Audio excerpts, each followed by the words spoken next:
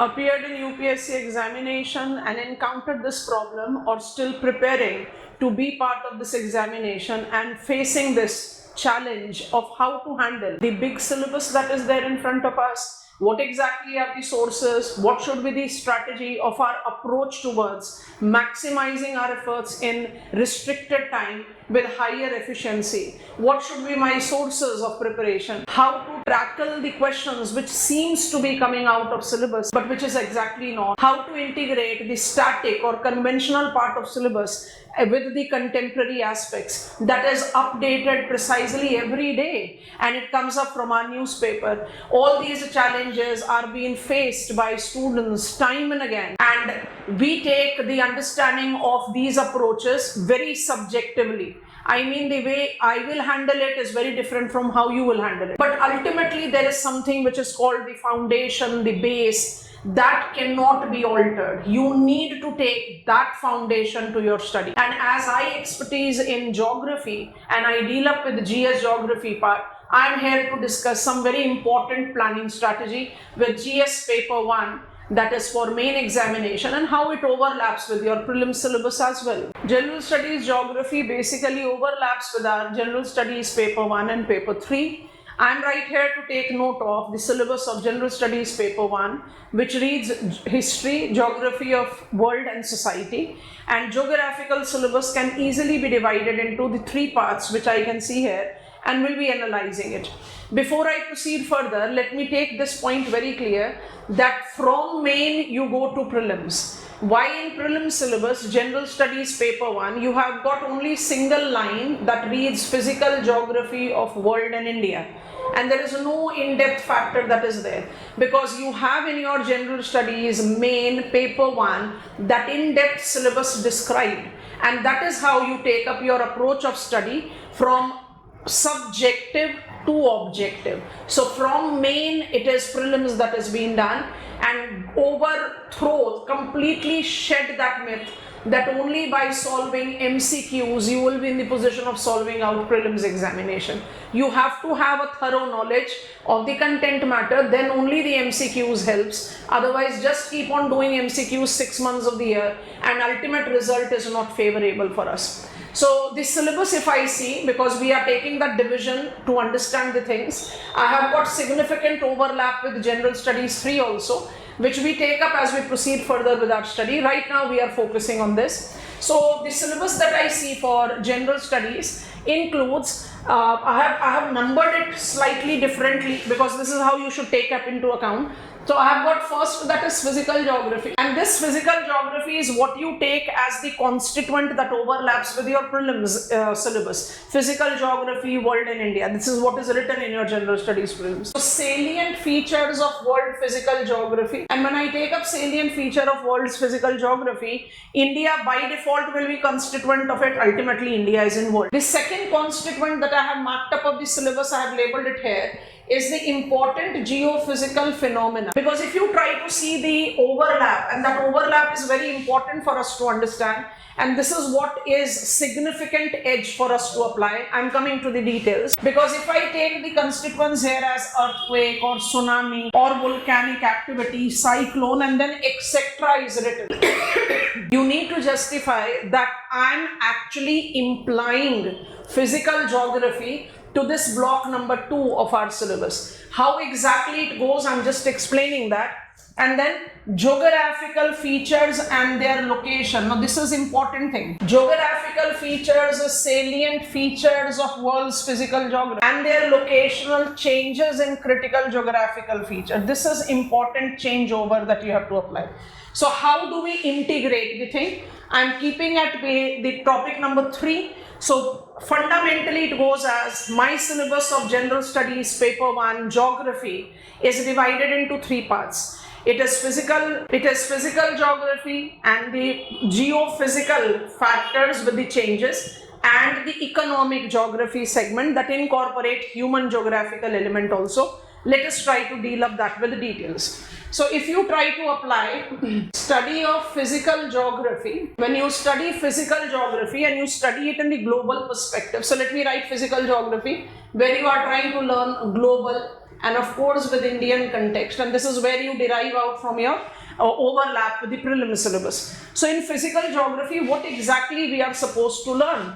In physical geography, we learn relief features. Relief features can easily be supplemented as mountains, plateaus, plains. We commonly refer it as geomorphology, but let me be very clear. Geomorphological study is the term that comes from optional, and in general studies you don't need to get into that much of the details. So relief study, relief features, topographical features. Topographical features, which are the factors that facilitates their development, where are they? I mean, what is the nature of location of young fold mountains? What is meant by circum-Pacific ring of fire? You know, all these factors. When I talk about relief features, I need to learn the processes, and these processes tends to develop these relief features.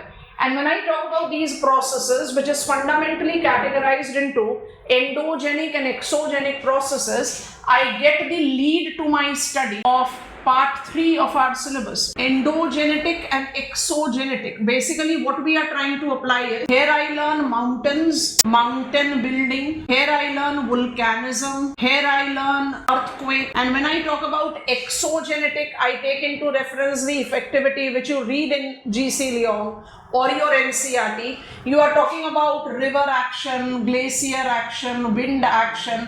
Basically that gives you the understanding of how normal conditions, you can also take sea waves, how we identify the normal activity or normal action of the distinctive agents. How do you distinguish the constituents that goes up with relief? So this is a relief study that you have to focus. And when I say relief, I also take into consideration building material of relief. You can see that once we describe out our syllabus, we are basically following the steps which are mentioned in our fundamental most text, that is Physical Principles of Geography NCRT 11th standard, and that gives me the lead to precisely follow on. Is this the block that is sufficiently done with physical geography world? No, I have to add. And when I take the add and pick up the block number B of the study, it will be the study of weather and climate. Again, this is commonly referred as climatology. And of course, the study of weather and climate is related to climatology. But I insist that we take it as learning of weather and climate. And once I learn weather and climate, apart from learning what are elements of weather and climate, I also learn the weather mechanism. And weather mechanism leads to the understanding of climate and climatic regions. And this is where, if you try to enhance out, elaborate out on the pointers, so elements can be associated with insolation, element can be associated with atmospheric temperature, air pressure, wind, and etc. And once you take the reference of these, they give you the fundamental of understanding the mechanism of weather and climate, on the basis of which you easily create out cyclonic circulation, monsoonal mechanism. Because if you are not taking, cyclone can be temperate, tropical cyclone, you are learning weather and climate with the domain of atmosphere, the realm of air. And when you study atmosphere, the realm of air, you automatically take into consideration the distinctive characteristics of this realm of air that helps you to learn, in combination to relief study from the background, auroras. Auroras are the polar lights, and these are basically correlated with the higher latitudinal location, and accordingly are called aurora borealis, northern hemisphere. Name is derived from boreal forest, that is taiga forest, and southern hemisphere aurora australis. Are they out of syllabus question? Not at all. They are something which are very elementary part of it. And I see regions where Köppen's classification is very strongly followed in your NCRT, and in your preliminary questions you have encountered Köppen's classification demarcation. So block B, when it comes on to physical geography of world, you attempt to study what are weather phenomena or climatic factors. Then you have got block C, and block C is giving you the study of hydrosphere. When you attempt to study hydrosphere, you are principally taking into account the dominant constituent of hydrosphere, oceans, followed on by cryosphere, the ice cover. And when you try to learn oceans, you by default will be learning salinity of ocean water, you'll be learning movements of ocean water. When you are learning movements of ocean water, you need to be comfortable with tides and the oceanic current systems. Oceanic current systems incorporate a very important and contemporary reference. You must have heard about it, you have read it in newspapers. I'm talking about Atlantic meridional overturning circulation. Now, if you are not aware of what is gyre circulation and how it relates to thermohaline circulation, you are not in the position of actually comprehending Atlantic meridional overturning circulation. So you need to be aware of what is the general mechanism that you apply with the factor, and then you induce it or you interrelate it with the syllabus or the current thing. We call it applied category of the study. So these are the principal blocks that we can talk about. And if I take D, you study biosphere. And when you study biosphere, you study soil, you study vegetation, and you study wildlife. And this is where you see an absolute overlap with your general studies paper 3 syllabus, where you have environment ecology components which are there. We can easily add it on later. Now, when you talk about soil of world and India, or whether it is the types of soil, the formation mechanism, when you talk about vegetation, whether it is forest vegetation, it is aquatic vegetation, or it is grassland vegetation, I mean, you are picking up the understanding of the distinctive blocks of the study, which can be demarcated as ecological aspect, biogeographical aspect. And when it is wildlife, I'm not just talking about animals, I'm talking about birds, I'm talking about reptiles, I'm talking about insects, and basically these are the categories that you take into account to understand the possible questions. And please note, this will overlap with what you take in your general studies prelims. Environment ecology, biodiversity, that overlap you have to actually work on. So when I talk about the physical geography of world, it basically is divided into these 4 blocks. Taking the note of the syllabus, if I ask you to go to the detailed page of syllabus one more time, notice it and notice it very carefully, that if you see the topics written here, world physical geography, salient features. So salient features of world physical geography is to study relief, is to study climate, is to study ocean, and is to study biosphere. And if you apply that right here, so will it not be that by the time we are done with the constituents associated with physical geography, I'll be done with geophysical phenomena already. So what is the reason that I see that the syllabus has got a separate mention of them? Because earthquake is part and parcel of our block A, as I have given you. Tsunami relates to it and has got an important attachment. I'll talk about that when we'll cover up the syllabus. Volcanic activity, cyclone, climate. So I'll be taking that up into the understanding. Then why the syllabus has got it's as a separate domain? Because these geophysical phenomena are current oriented. It basically is oriented towards the present purview. This will be a static orientation of the learning. That when I'm learning physical geography of world, I'll be learning mountain building. I'll be learning mountain building as a process and distinguish between fold and block mountain with young mountain. And when I apply it current plus application. Be very careful. And when I say current plus application, I take that the young mountains have got steeper gradients and thus are more prone to geomorphic and geological hazard, a name landslide.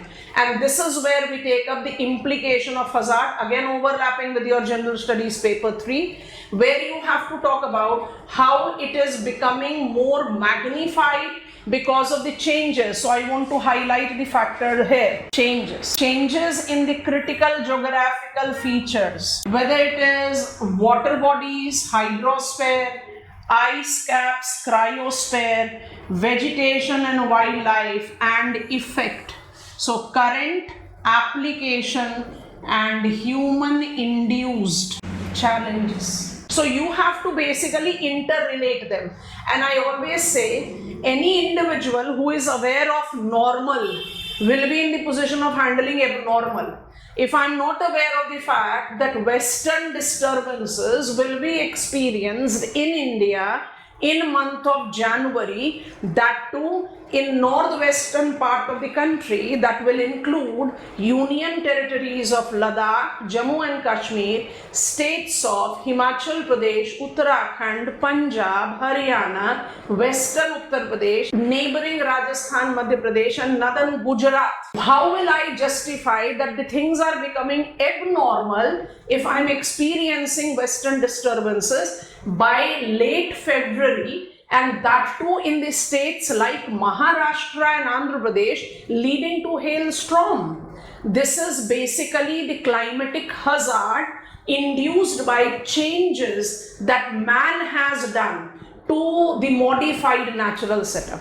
This is how you cover up your syllabus, and this is what we are targeting. And I very sincerely believe that this particular part of syllabus which is there in front of us accounts for, because if you see year by year factor, I'm just coming to some of the previous year questions, approximately of the 250 marks in general studies paper 1 main, 100 marks comes from these 3 blocks, and these 100 marks are too crucial because they significantly overlap with your general studies paper 3 as well, and these are where you take the answer writing in much balanced way. So this topic number 2 is still to be referred by us. We are not talking about it.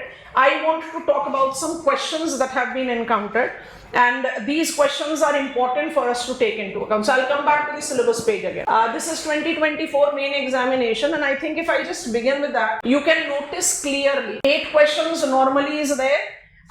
There are, because geography is something that you can associate with everything happening around us. So few questions do take an overlapping edge. We have avoided talking about them, but you will be in the position of handling them as well. So 2024 main examination, sea surface temperature rise. What is sea surface temperature rise? So sea surface temperature rise is change in the water bodies. And please notice that this change is because humans have induced change of climate. IPCC's assessment report number 6 readily justifies that 90% of heat added to the climate system is absorbed by water. And because it is absorbed by water, there is expansion. Sea surface temperature is on increase, and that is the principal reason of the rise in sea surface. This rise in sea surface, increasing frequency, intensity, magnitude and unpredictability of the hazard like cyclones have multiplied.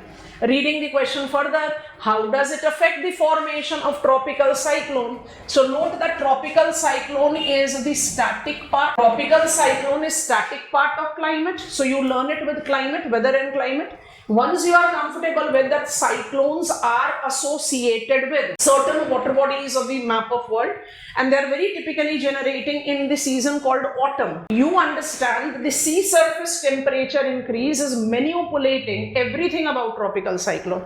So if I have to answer this question, how does it affect the formation of tropical cyclone, I need to interpret how SST is modifying the fundamental elementary characteristics of tropical cyclone. So which type of question it has become? It has become the question which is combining conventional as well as dynamic part. You need to be apt with your conventional thing to write up the answer. See the question number 3 here, 2024. What is the phenomena of cloudburst? I'll say it is a very typical question on climate. Cloud busting phenomena is derived as soon as you handle cloud formation process, which is very basic with atmospheric moisture.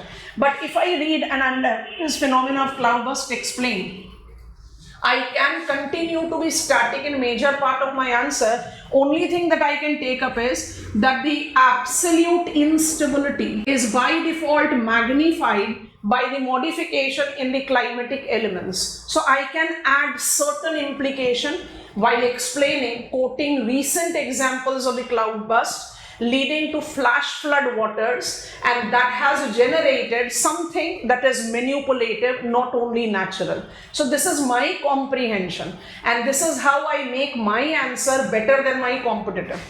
If I read the next question, which has been applied here from the conventional part, I have just mentioned Aurora Australis and Borealis. It is basically the combination of what we apply as geomagnetic and ionosphere, that is the realm of atmosphere. So you are combining a relief study with the study of atmosphere.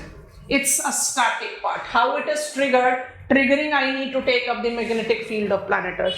And this was the question, I think, that comes up because the last 2 years, Indian state Andhra Pradesh have been experiencing tornadoes. Tornadoes are the common expression applied for this weather mechanism, but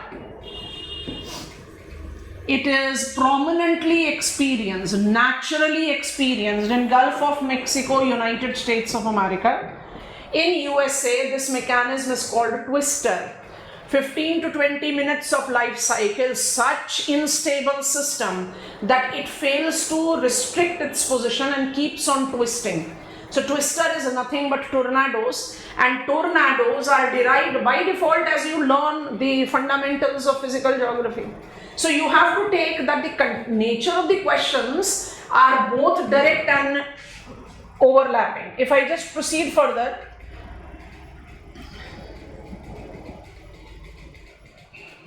2023 question, if I just take the sampling and you make you understand it.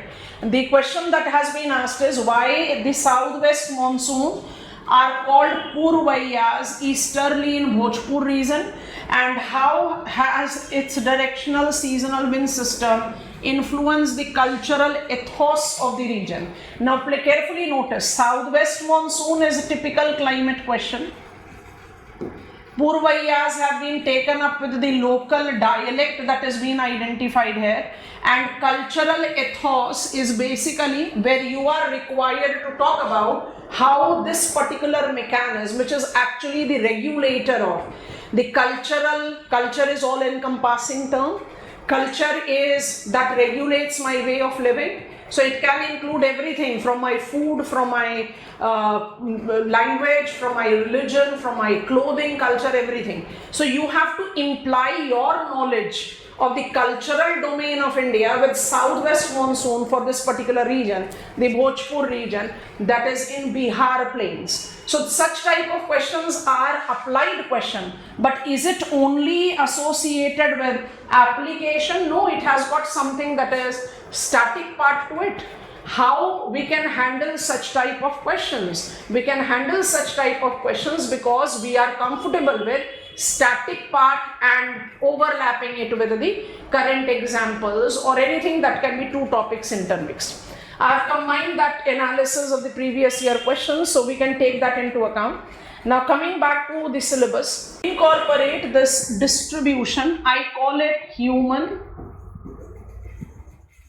and economic geography. Basically, human geography includes economic geography, but I want to label it as human and economic geography because do understand, when I talk about resource, and I'll prove that, the syllabus reads key natural resources across world, including South Asia and Indian subcontinent, and we have encountered the question why Indian subcontinent term is implied, as basic question as this. So carefully notice, key natural resources. Natural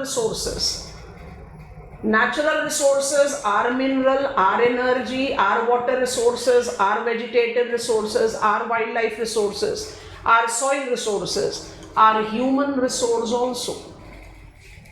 And fundamentally, when I talk about human resource base, that tends to determine the exploitation, utilization of other natural resource base.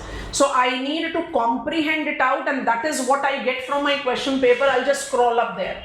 So I need to be aware of all the key natural resources of the world, and then the factors that are responsible for location. So I take it as part A and I take it as part B.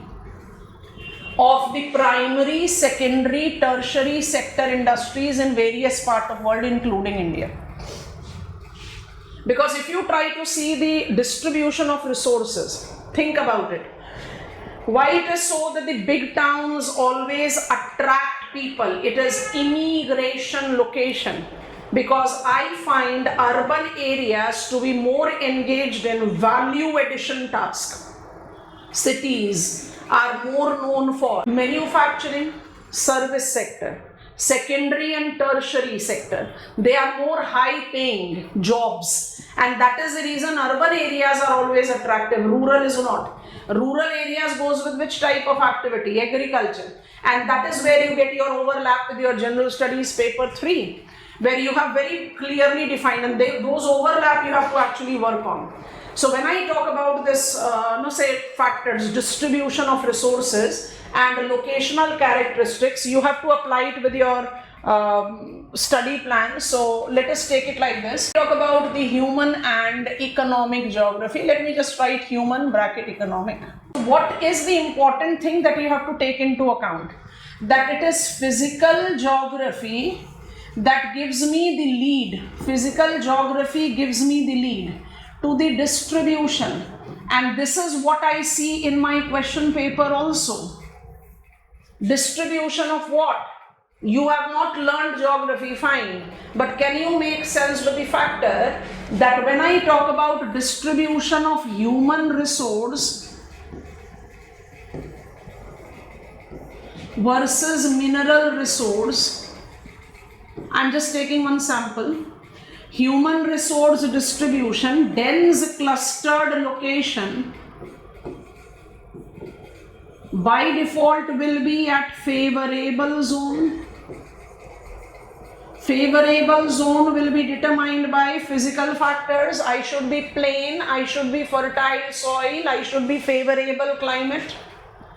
And when I talk about mineral resources, relief features are made up of rocks, rocks are made up of minerals, and some minerals are proven of their economic significance, whether it is conventional range of minerals as metallic, non-metallic, ferrous, non-ferrous, precious, or now the category of rare earth. Until unless I am aware of the formation process of relief, we call them structure, it becomes difficult for us to define out the characteristics of the resource distribution. So you derive the distribution of resources directly from the structural study, and that is what you have to grab. Because if you grab that, what is the nature of distribution of resources on the map of world, we learn everything. I have told you the demarcation of that. So when I talk about the resources, key resources, if key resources are taken as mineral resources are conventionally divided into metallic, non-metallic,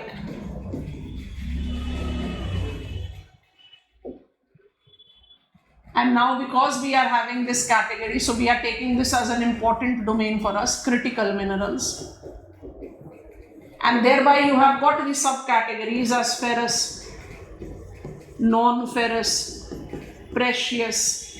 So you take the reference of them in your study of world and India by default.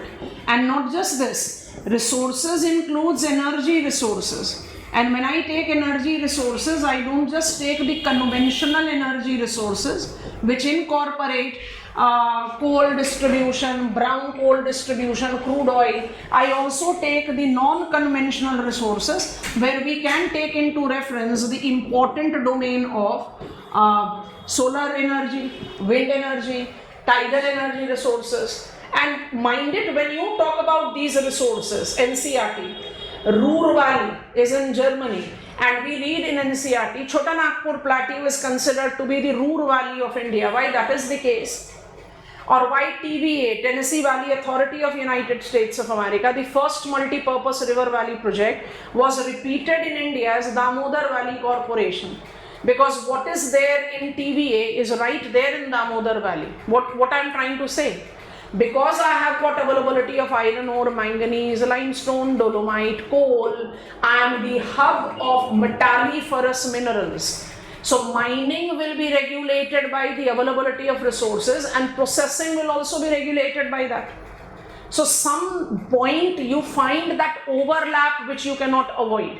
Coming back to the syllabus page, be very clear with the reference. So when I say key, distribution of key natural resources, talk about 1, 2, 3, 4, 5, 6 factor, human resource this, population distribution, etc. And then when it comes to factors responsible for location, so my primary activity, lumbering, where I have got the defined vegetation type, mining, where I'll be having the availability of particular mineral resource as commercially exploitable, fishing, why commercial fishing is confined to the temperate water as Dogger Bank, primary activity, because the availability of resources are there. Secondary, manufacturing, iron, steel, cotton, textile, aluminium, you have to take the references of them with the principal pockets on map of world and India.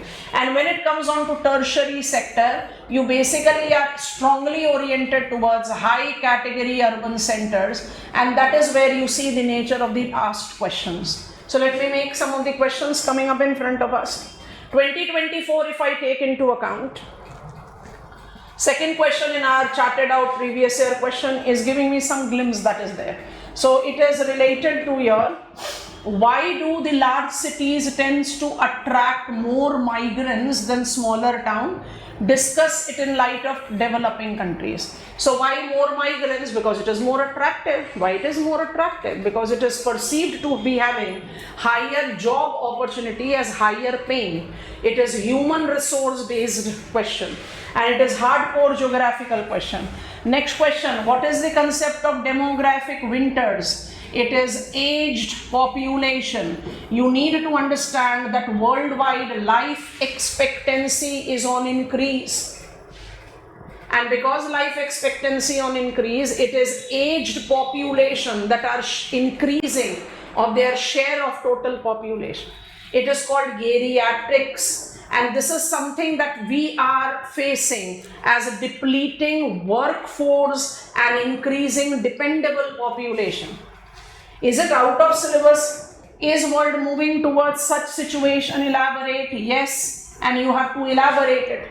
Western world are much prominent. India is also in the pipeline. I mean, Asia and Africa, some exceptions in Asian countries as Japan, Asia and Africa are in the pipeline. Rest entire habited world have already made significant modification implied on ground with aged population. And when I talk about human resource, distinguish between gender equality, gender equity, and women empowerment, because when you study human resource, you study sex ratio.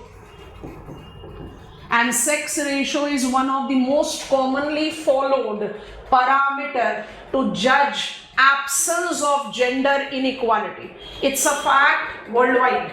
Things are changing, but not changing that fast. Females are not provided with the kind of right, equality, opportunity, and empowerment that the male counterparts are having. So this question actually is derived from your human resource base. And because we conventionally think resource matlab go to mineral resource, go to energy resource, go to critical mineral, और human resource को करके क्या करेंगे? फिर हम कहेंगे भाई syllabus के बाहर से आ गया question. Syllabus के बाहर से कोई question नहीं आता. Then we had the question on groundwater potential that we have to take into account. And if I just quickly go to 2023, see. And this is important thing, almost every year, world is inching towards hydrological drought. 71% of our surface is water, and we are designated to be blue planet of the world. And mind it, in spite of that, world is reeling towards water stressed condition. And it is all because of unsustainable use of water, growth of population, political tussle, or there is the tussle that is going on between different players. These are the things that we take into account. Carefully notice why world is confronted with crisis of availability and accessibility of fresh water resources. These two terms I always say is the key term towards anything that is towards security. I need to talk about food security, I need to talk about energy security, I need to talk about water security. So always remember, security is the function of availability, accessibility, stability and utilization. When I talk about why fresh water is getting reduced, because world is experiencing stress. And is it the question that is directly coming on with the availability of water sources? No. It is an applicable question where you have to talk about that we are dealing under the lack of availability of quality water. There are many African countries who are not entitled to the availability of fresh water, which we cannot even imagine that kind of scarcity they are dealing under. And the nature of questions do incorporate resource that is going on with a different domain, like you can see it here. I'm just talking about 2024 question.